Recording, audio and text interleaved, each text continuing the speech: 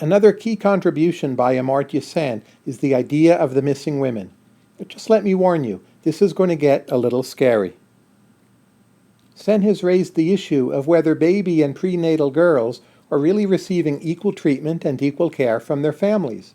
In some parts of the world, it seems that sons are preferred, and that means when it comes to medical care and attention, maybe the boys are getting a better deal. Let's look at a simple numerical comparison. If we take the United States, there are 1.05 or 1.06 girls to every boy. If we take China, there are 0.94 girls to every boy. In other words, the sex ratio is skewed. In the United States and in other wealthier countries, there are more young girls than young boys, but in China it's the other way around. There are more young boys than young girls. Why would this be? Sen added up some numbers in a simple manner, and this was how he did the calculation. He asked if countries like China had a boy-to-girl ratio that would be the same as that in the United States, how many more females would there be on planet Earth? Based on these mathematics, Sen came up with a claim that there could be as many as 100 million women missing, and this is why it's called the problem of the missing women. A hypothesis is that these women are missing because at the prenatal stage, or as baby girls, or as young children, perhaps they weren't given the same care, attention, and medical treatment as was received by the young boys. That's a pretty scary thought. I'll get back to those numbers in a moment, but what are some potential solutions to this problem? First is to improve female education, and second is to improve female employment opportunities. That may improve the quality of norms in society regarding the treatment of females. Sen showed that in those parts of the world where female education and employment are better, that this problem of the missing women tends to be much weaker or is absent altogether.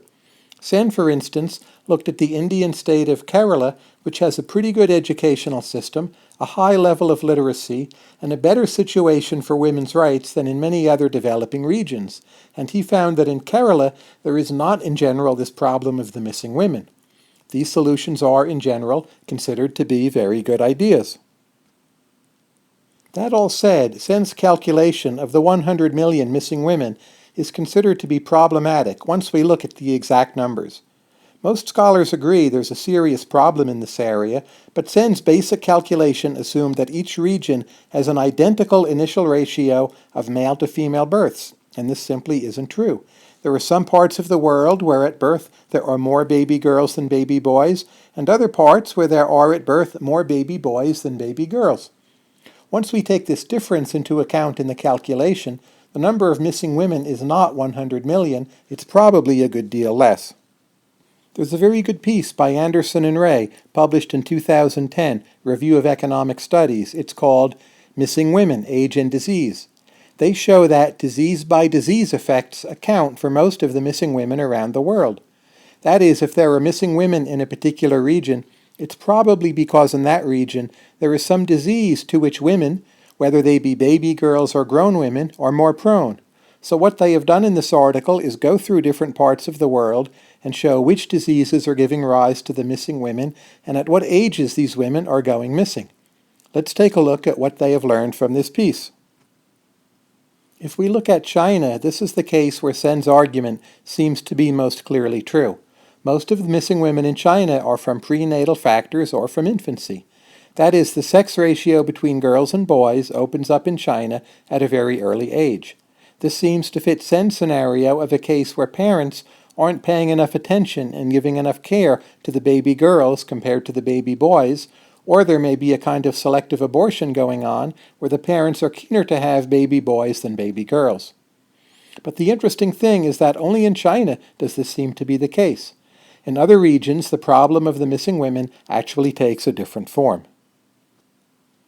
If we look at India, it seems that cardiovascular disease is actually the main culprit in the missing women problem. The sex ratio opens up to be quite large for women at older ages because of heart disease, so it's a very different story than the one we might tell about China. If we look at Sub-Saharan Africa, the story about the differing sex ratio, it again seems to be about disease. Malaria is one important disease, but most of all, HIV/AIDS accounts for the biggest chunk of the missing women problem in Africa. That is, there are fewer women, but it's because women, typically at older ages, are dying from HIV/AIDS at a higher rate than the men are. So it's not a problem of children or babies being neglected at birth, it's the differential incidence of this particular disease. Interestingly, if you read Sen, he doesn't account for there being a missing women problem in Sub-Saharan Africa at all. It turns out, however, when we adjust for the differing sex ratios at birth, the missing women problem is especially severe in Sub-Saharan Africa. It simply tends to come from HIV/AIDS and to a lesser extent malaria. What's the upshot? It's commonly agreed that the missing women problem is very serious. Sen's number of 100 million seems to be a considerable exaggeration, but even a much smaller number would be a very large number indeed. It's interesting that if you go back and look at history, look at the United States.